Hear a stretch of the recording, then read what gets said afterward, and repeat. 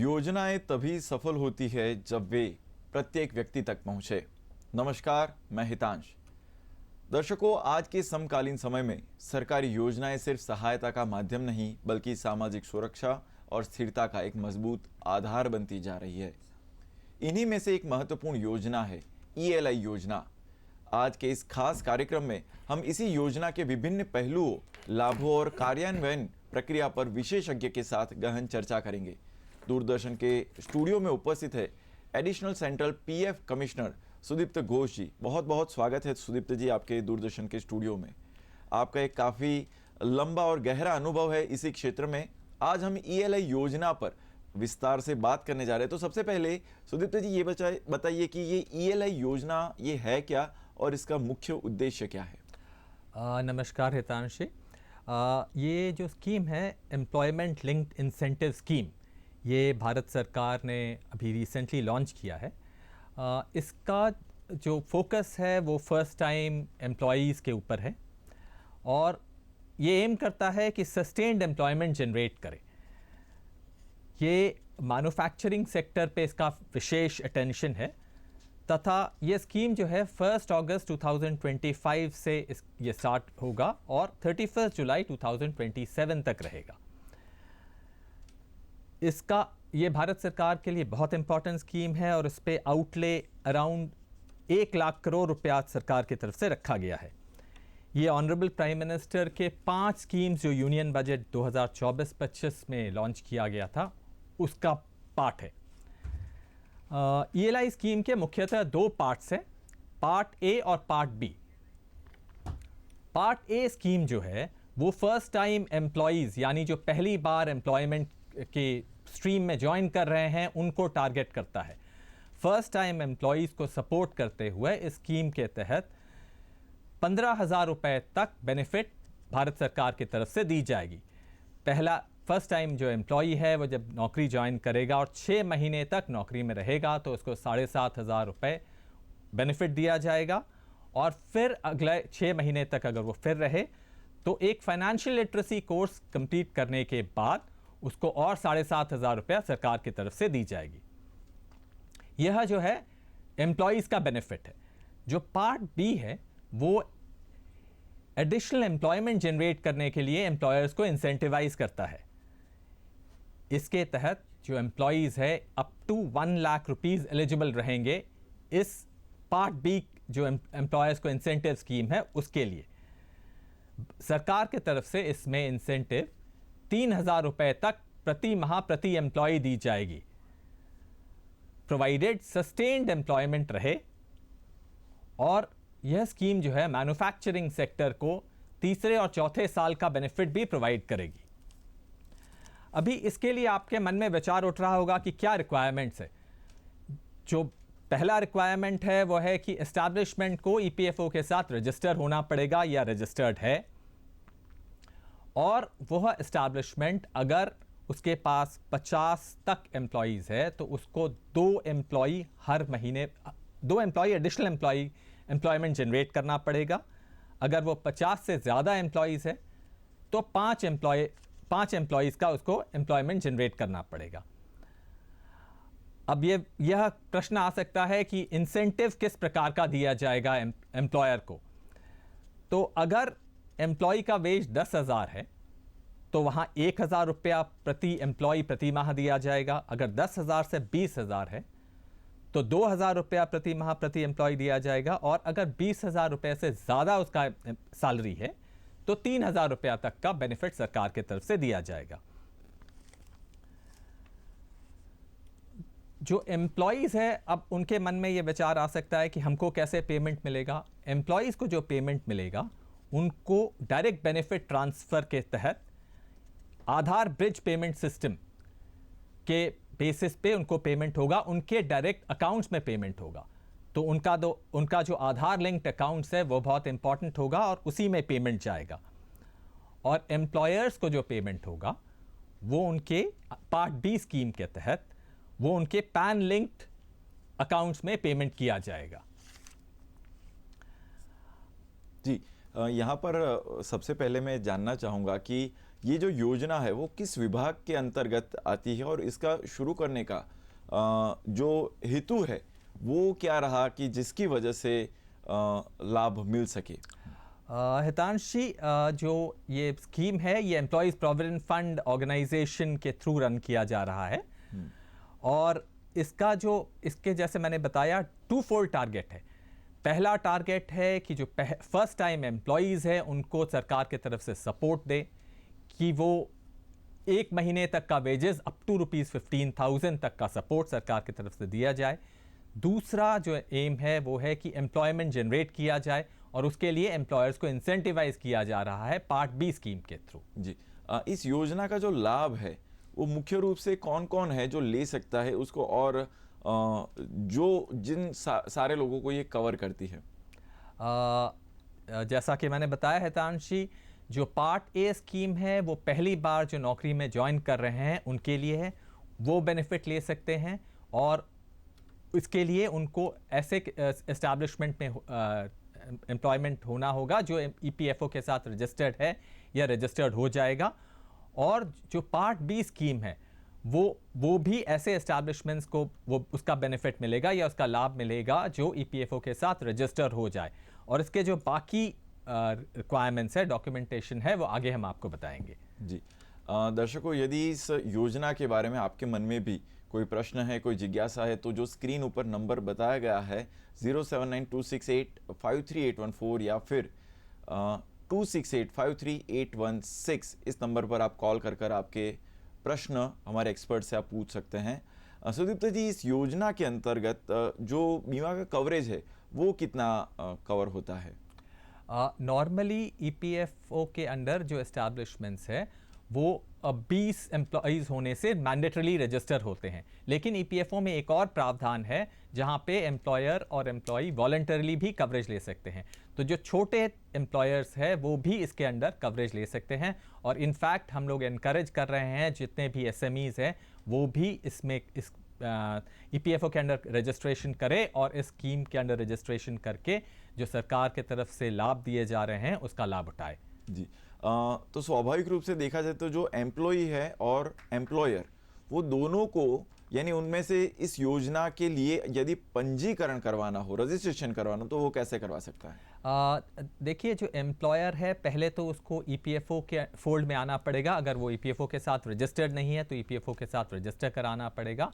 उसके बाद जब ये 1 अगस्त से ये स्कीम स्टार्ट होगी तब उनको इस स्कीम के लिए भी अलग से रजिस्टर कराना पड़ेगा। तो एम्प्लॉयर का जो रिक्वायरमेंट होगा उनको अपना कुछ डॉक्यूमेंट्स उनको सबमिट करने पड़ेंगे, जैसे एम्प्लॉयर को अपना जीएसटी रजिस्ट्रेशन देना पड़ेगा, उनको अपना पैन का डिटेल्स देना पड़ेगा, उनको अपना बैंक अकाउंट प्रोवाइड करना पड़ेगा जो पैन के साथ सीडेड हो, और हर महीने जितने भी एलिजिबल एम्प्लॉयज़ हैं उनके लिए ईसीआर यानी इलेक्ट्रॉनिक चालान रेमिटेंस के थ्रू उनका जो पीएफ का कंट्रीब्यूशन है वो जमा करना पड़ेगा। और साथ में जो ईएलआई स्कीम है उसके लिए रजिस्टर करना होगा जिससे वो ईएलआई स्कीम का लाभ उठा सके। जी,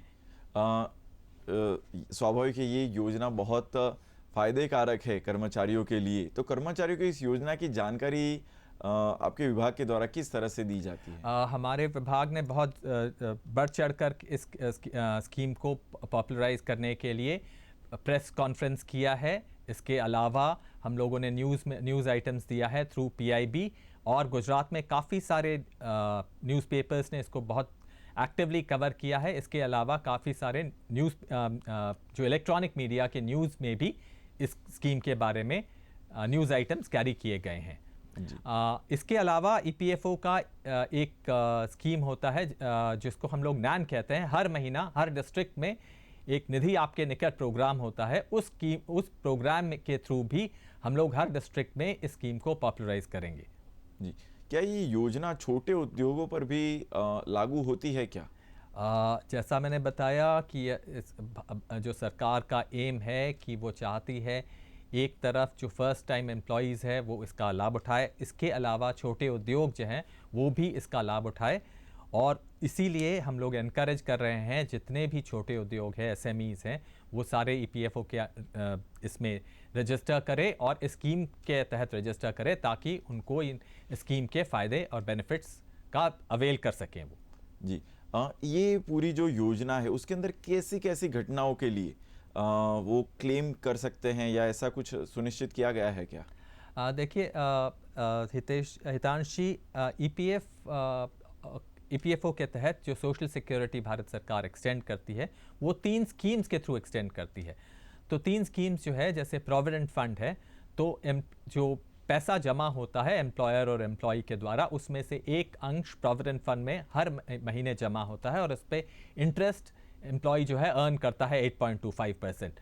और ये जो सम है ये जमा होते होते उसकी एक पूंजी बन जाती है। इस पूंजी से वो अगर उसकी ज़रूरत है तो वो एडवांस भी ले सकता है, जैसे कोई एजुकेशनल पर्पस है या मेडिकल है या हाउस बिल्डिंग के लिए वो एडवांसेस ले सकता है, या तो रिटायरमेंट के बाद यह पूंजी उसके लिए एक अच्छा डिपॉजिट अपने लाइफ आगे के रिटायर्ड लाइफ के लिए यूज़ करने के लिए। दूसरा जो स्कीम इसके तहत भारत सरकार प्रोवाइड करती है वो है पेंशन स्कीम। जो एम्प्लॉय का जो एम्प्लॉयर एम्प्लॉय का कंट्रीब्यूशन आता है, एम्प्लॉयर के कंट्रीब्यूशन का एक अंश पेंशन की कंट्रीब्यूशन के तरफ से जमा होता है और रिटायरमेंट के बाद एट द एज ऑफ 58 या उससे पहले भी एम्प्लॉय जो है या एम्प्लॉय के जो नेक्स्ट ऑफ किन है, उनके स्पाउस हो गए या उनके बच्चे हो गए, उनको पेंशन दिया जाता है। मिनिमम पेंशन का भी प्रावधान है जो इस वक्त 1000 रुपया पर मंथ है। और ये स्कीम, पेंशन स्कीम जो है बहुत ही बेनिफिशियल स्कीम है, बहुत बड़े अंश का सोशल सिक्योरिटी प्रोवाइड करती है, क्योंकि ना ही एम्प्लॉय को पेंशन मिलेगा, उसके बाद उसके स्पाउस को पेंशन मिलेगा, बट 2 बच्चों को up to the age of 25 pension मिलेगा। एंड इसके अलावा ऑर्फन पेंशन का प्रोविज़न है, डिपेंडेंट पेंशन का प्रोविज़न है। तो ये बहुत ही उम्दा पेंशन स्कीम है। इसके अलावा एक और इंश्योरेंस स्कीम भी इस ईपीएफ एंड एमपी एक्ट के तहत प्रोवाइड किया जाता है, जिसमें अगर एम्प्लॉय इन हार्नेस यानी इन सर्विस उसका देहांत हो जाता है तो मिनिमम 2.5 लाख और मैक्सिमम 7 लाख तक के बेनिफिट का प्रोविज़न है। तो आप जैसा देख रहे हैं EPF and MP scheme act के तहत जो तीनों स्कीम है, वो एक तरफ एक डिपॉजिट आपका एक पूंजी जमा करती है, दूसरे तरफ आपको पेंशन प्रोवाइड करती है, तीसरे तरफ एक इंश्योरेंस प्रोवाइड करती है, यानी फुल फ्लेजेड एक सोशल सिक्योरिटी आर्किटेक्चर के तहत उसको प्रोटेक्शन प्रोवाइड करती है। तो इसका लाभ एम्प्लॉयज़ को और एम्प्लॉयर्स को ज़रूर उठाना चाहिए। तो स्वाभाविक है कि जो एम्प्लॉय नया जुड़ा है, फर्स्ट टाइम एम्प्लॉय बना है, तो उसके मन में ये रहता है कि जो उसकी सैलरी आती है उसके अंदर वो कट होकर आता है, तो उसको शुरुआत के अंदर उसके मन में ऐसा लगता है कि एक तो सैलरी इतनी है और उसके अंदर ये कट होकर आता है, तो उसको ये मान्यता रहती है। तो उसके बारे में आप क्या कहेंगे? देखिए, हम लोग कहते हैं कि कोई एक घड़ा एक ड्रॉप से भरता है। ऐसा तो नहीं है कि आपको कोई भी चीज़ एक दिन में हो जाता है।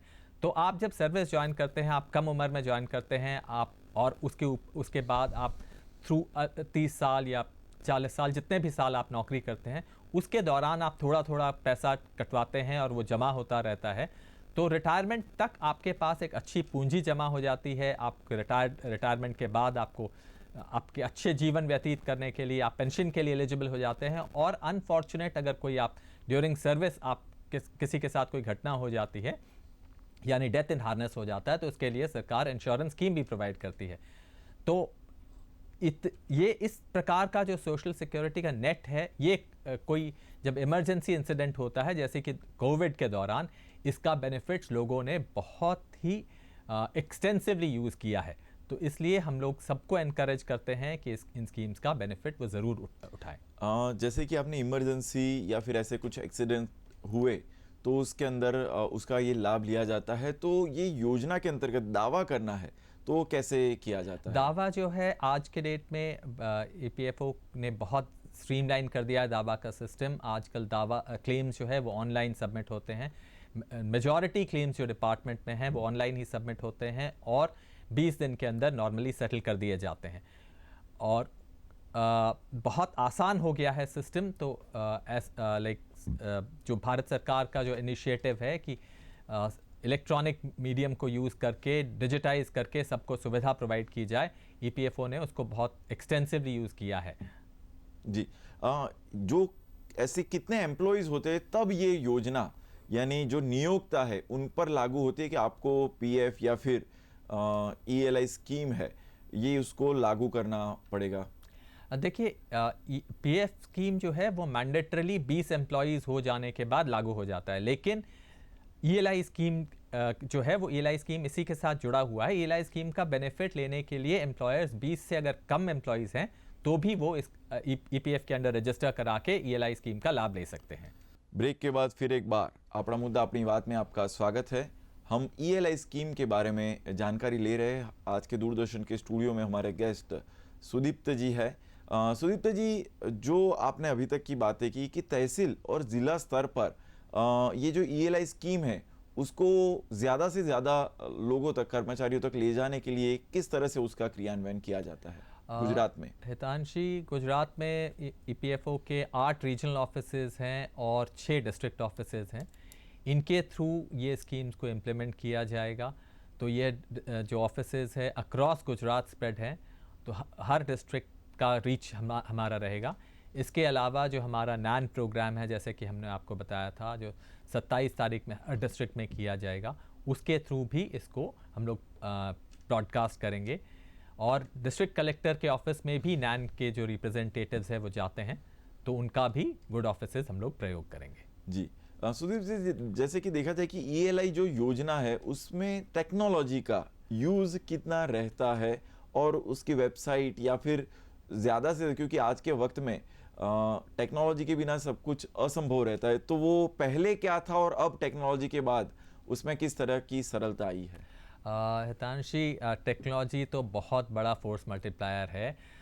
हम लोग जब डिपार्टमेंट ज्वाइन किए थे आज से 25 साल पहले, तब क्लेम्स फिज़िकली सबमिट करना पड़ता था और क्लेम्स काफ़ी सारे ऑफिसेज में फ़िज़िकली सेटल होते थे। आज के डेट में ईपीएफओ में ज़्यादातर जो क्लेम्स है, जैसे मैंने आपको बताया, कंप्यूटराइज्ड है। जो बैलेंसेस है वो भी कंप्यूटराइज्ड है।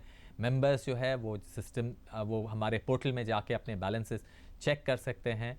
और जो ईएलआई स्कीम है वो भी पूरा टेक्नोलॉजी ड्रिवन रहेगा। वो पोर्टल के थ्रू उसको रेगुलेट किया जाएगा। उसका रजिस्ट्रेशन और उसका बेनिफिट डिसबर्सल वो भी थ्रू टेक्नोलॉजी ही हम लोग यूज़ करेंगे। जी। जैसे कि एम्प्लॉयर की बात की, एक तो एम्प्लॉय के लिए बेनिफिट है, लेकिन एम्प्लॉयर के लिए उसमें क्या बेनिफिट रहेगा? हितांशी, देखिए, एम्प्लॉयर के लिए तो ये स्कीम बहुत ही बेनिफिशियल है, क्योंकि जब एम्प्लॉयर कोई भी एम्प्लॉय रखता है तो उसके कॉस्ट होते हैं, कॉस्ट टू कंपनी रहता है। तो उसको ऑफसेट करने के लिए सरकार ने जो ये मतलब प्रावधान बनाया है वो ऐसा है कि जो एडिशनल एम्प्लॉयमेंट एम्प्लॉयर जनरेट करेगा, उसके अगेंस्ट में अगर उसका 10,000 तक का वेजेस है तो 1,000 रुपया एम्प्लॉयर को सरकार की तरफ से इंसेंटिव हर महीने प्रति एम्प्लॉय दिया जाएगा। अगर 20,000 तक है तो 2,000 रुपया, और 20,000 से ऊपर है तो 3,000 रुपया तक का इंसेंटिव सरकार देगी। ये ऑफ कोर्स 1 लाख तक का जो सैलरी है उस तक एलिजिबिलिटी रहेगी इसकी। जी।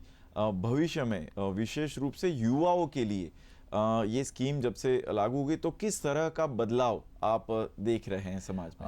हम देख रहे हैं कि इस स्कीम के थ्रू जो इसका एम है, फॉर्मलाइजेशन होगा, और जो नए एम्प्लॉयज़ है वो उनमें और एम्प्लॉयर्स में भी बिहेवियरल चेंज आएगा कि एटलीस्ट वो 6 महीना तक, क्योंकि जैसे मैंने आपको बताया कि 6 महीना तक मिनिमम एम्प्लॉयमेंट में रहना पड़ेगा एम्प्लॉय के लिए भी, और एम्प्लॉयर को भी 6 महीना तक मिनिमम एम्प्लॉयमेंट सस्टेन करना पड़ेगा। तो हम लोग ये बिहेवियरल चेंज देख रहे हैं कि देखना चाहते हैं कि एम्प्लॉयज़ भी रहे एक जगह ताकि उनका स्किल एनहांसमेंट हो, वो आगे के एम्प्लॉयमेंट में भी उनको फ़ायदा मिल सके, और एम्प्लॉयर के वहाँ भी एक जॉब स्टेबिलिटी रहे। एम्प्लॉयर जो एम्प्लॉय के इंसेंटिव्स है वो तो मैंने आपको बताया। एम्प्लॉयर के इंसेंटिव्स भी अभी 2-3 मिनट पहले मैंने आपको काफ़ी डिटेल से बताया। जी। इस योजना के अंदर क्या महिला कर्मचारियों के लिए विशेष प्रावधान है क्या? महिला कर्मचारियों के लिए भी जो बेनिफिट्स हैं वो यूनिवर्सल जो एम्प्लॉयज़ है उनके समान ही है। सब बेनिफिट्स महिला कर्मचारियों को भी दिए जाएंगे। जी। यदि कोई एम्प्लॉय एक जगह से दूसरी जगह पर स्थानांतरित होता है तो उसके लिए क्या वो वहीं पर कंटिन्यू रहेगी कि उसके अंदर कुछ बदलाव आएगा? देखिए, स्कीम का जो पार्ट है, जैसे मैंने आपको बताया, 2 पार्ट्स में है, पार्ट ए और पार्ट बी।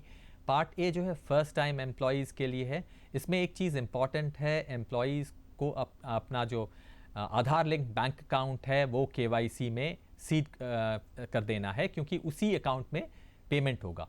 और एम्प्लॉयर्स के लिए जो है, एम्प्लॉयर्स के लिए जैसे मैंने आपको बताया कि जो उनके पास एम्प्लॉयज़ ज्वाइन करेंगे, वो जो एडिशनल एम्प्लॉयज़ ज्वाइन करेंगे उनके लिए उनको वो बेनिफिट्स मिलेगा, प्रोवाइडेड वो 6 महीना तक एटलीस्ट काम करें। जी।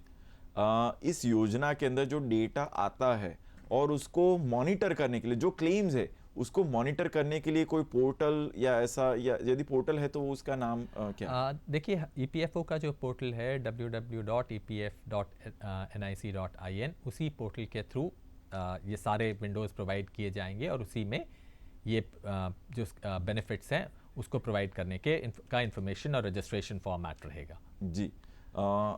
ये ईएलआई स्कीम के लिए सभी जो कर्मचारी उसका लाभ ले, उसके लिए हमारे दर्शकों के लिए आपका मैसेज क्या है? मेरा मैसेज यही है कि ये बहुत ही उम्दा स्कीम है, बहुत ही अच्छा स्कीम है। जो एम्प्लॉयज़ है उनको रजिस्टर कराना चाहिए अपने आप को और इसका बेनिफिट लेना चाहिए।